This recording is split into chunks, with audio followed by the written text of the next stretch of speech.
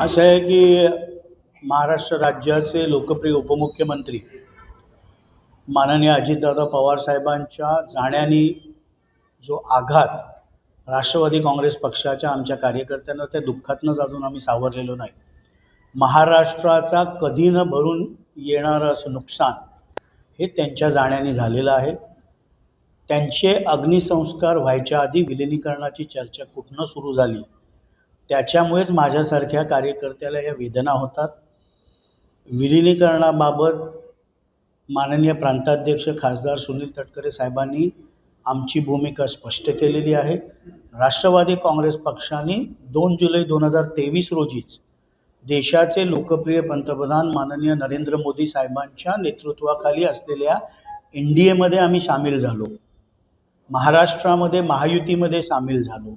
त्यामुळे ज्यांना विलिनीकरणाची घाई लागली आहे त्यांनी याबाबतची आपली भूमिका स्पष्ट करावी. कोणाचा पक्ष कुठल्या पक्षामध्ये विलिनीकरण होणार हे त्यांनी स्पष्ट करावं. याबाबतचा निर्णय हा आमच्या वतीने आमचे राष्ट्रीय कार्याध्यक्ष खासदार प्रफुल्लभाई पटेल साहेब असतील, प्रांताध्यक्ष सुनील तटकरे साहेब असतील, त्याचप्रमाणे उपमुख्यमंत्री व विधिमंडळातील आमच्या नेत्या सुनेत्रा वहिनी असतील, ज्येष्ठ नेते छगन भुजबळ साहेब असतील, हसन मुश्रीफ साहेब असतील, दिलीप वळसे पाटील साहेब असतील, धनंजय मुंडेजी असतील, हे सर्व मिळून त्याबाबतचा निर्णय घेतील. आत्ता तरी राष्ट्रवादी काँग्रेस पक्षाचे कार्यकर्ते अजूनही आमचं दैवत अजितदादा पवार साहेबांच्या जाण्याने जे दुःख आम्हा सगळ्यांवर आलं आहे त्यातून अजून आम्ही सावरत आहोत. तर आज अंजली दमानिया यांनी कुठेतरी एक टीका केलेली आहे की या संपूर्ण घटनामध्ये तटकरे साहेब असतील किंवा पटेल साहेब असतील किंवा यांचा काही हात आहे की नाही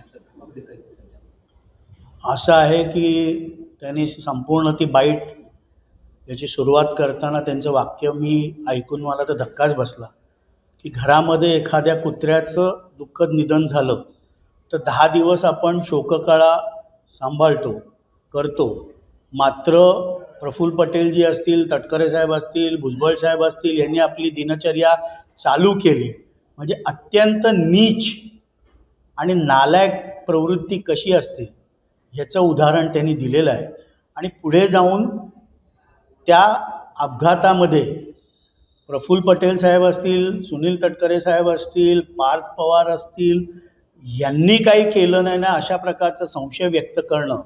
एका मुलांनी आपले वडील गमावले, 2 नेत्यांनी त्यांचा सर्वोच्च नेता गमावला आहे, तमाम महाराष्ट्रातील राष्ट्रवादी काँग्रेस पक्षाचे कार्यकर्ते पदाधिकारी यांनी दैवत गमावलं आहे. आणि अशा वेळेला अशा प्रकारची टिप्पणी करणं ही नीचता, नालायकपणा ह्याच्याहून अधिक त्याबद्दल कुठलीही भावना व्यक्त होऊ शकत नाही. पण असं देखील सांगितलं जातं की 8 तारखेला किंवा 9 तारखेला सगळे पुरावे घेऊन राष्ट्रवादी काँग्रेस शरद पवार गट पुढे येणार आहे आणि विलिनीकरणाच्या ज्या काही चर्चा झाल्या होत्या किंवा जे काही पुरावे किंवा मीटिंगमधले मिनिट्स असतील अशा सगळ्या गोष्टी ते समोर मांडणार आहे. काय वाटतं त्यांच्याकडे पुरावे आहेत किंवा त्यांच्याकडे अशा प्रकारची ही हे दाखवण्याची वेळ काय यावी? असं आहे की ज्यांना विलिनीकरणाची घाई लागली, ज्यांनी अग्निसंस्कार व्हायच्या आधीच विलिनीकरणाबाबतची चर्चा सुरू केली, त्यांनी त्यांची भूमिका स्पष्ट करताना त्यांना हे स्पष्ट करावं लागेल की केंद्रामधील लोकप्रिय पंतप्रधान नरेंद्र मोदी साहेबांच्या नेतृत्वाखाली NDAमध्ये सामील व्हायला ते तयार आहेत.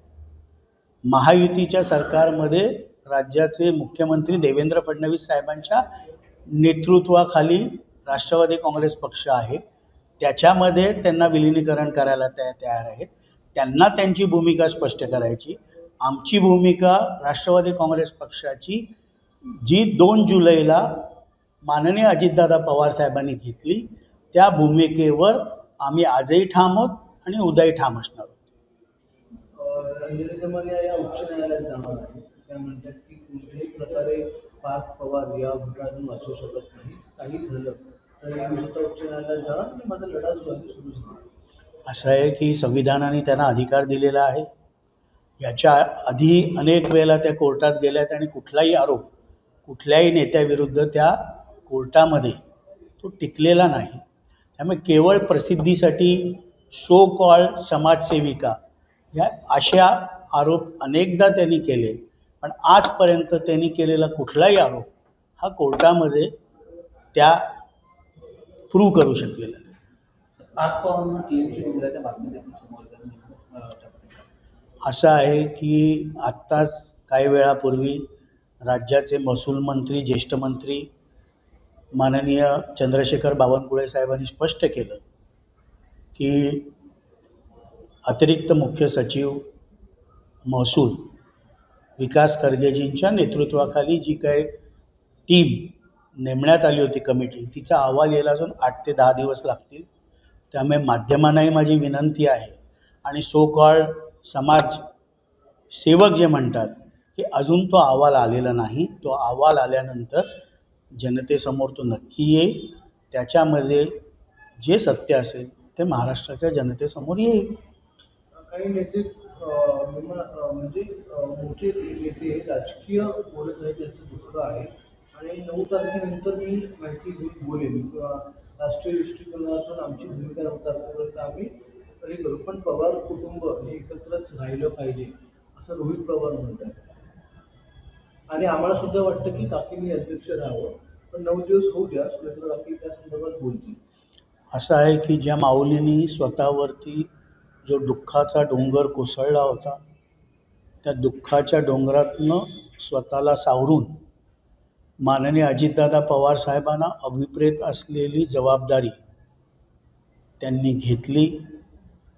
महाराष्ट्रातल्या राष्ट्रवादी काँग्रेस पक्षाच्या प्रत्येक कार्यकर्त्याच्या मनामध्ये जे आहे तेच येणाऱ्या काळामध्ये होईल.